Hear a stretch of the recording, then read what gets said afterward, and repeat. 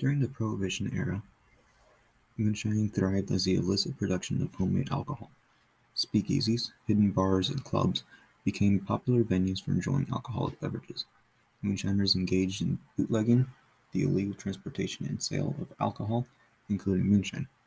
They usually ran these in items called moonshine jugs. The ingredients used to ferment alcohol was called moonshine mash. One of the most infamous figures of this time was Al Capone, a notorious gangster and bootlegger who operated in Chicago. The Untouchables, as they were known, was a group of law enforcement agents led by the famed Elliot Ness, tasked with bringing down Al Capone's bootlegging. The Appalachian Mountains were a key location for moonshining activities, as the remote and rugged terrain provided ideal conditions for clandestine production. This led to the creation of Appalachian folklore, which were stories and legends about moonshine in the region.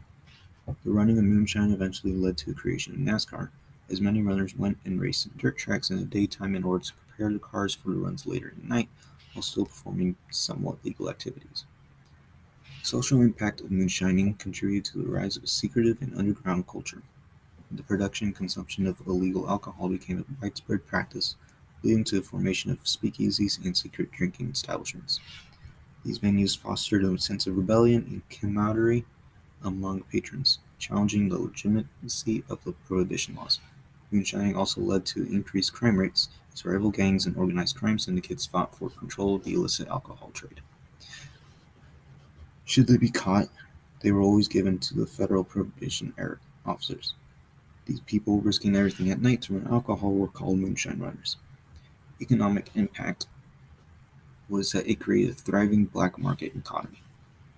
With the legal alcohol industry shut down, the demand for alcoholic beverages remained high. Moonshiners filled this demand by producing and distributing homemade liquor, often using makeshift stills hidden in remote locations. They often sold bathtub gin as well as other liquors to make profit. This illicit trade generated substantial profits for bootleggers, who could charge premium prices due to the scarcity of legal alternatives. The profitability of moonshining attracted individuals from various backgrounds, including farmers, laborers, and organized criminals, seeking economic opportunities during a time of economic depression. Political impact was that it created a widespread disregard for the alcohol ban, and the influence of organized crime groups involved in bootlegging prompted public disillusionment with the government's ability to enforce the law effectively. The corruption of law enforcement officials and politicians through bribes and illicit deals further eroded public trust in the system. These issues surrounding prohibition eventually played a significant role in the repeal of the 18th Amendment in 1933, with policymakers recognizing the need to address the failures and unintended consequences of the prohibition policy. Because of so many runners being caught, they created moonshine trials.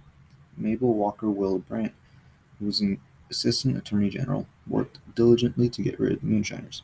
Her main goal was to stop rum rows, which were ships harbored that supplied illegal alcohol.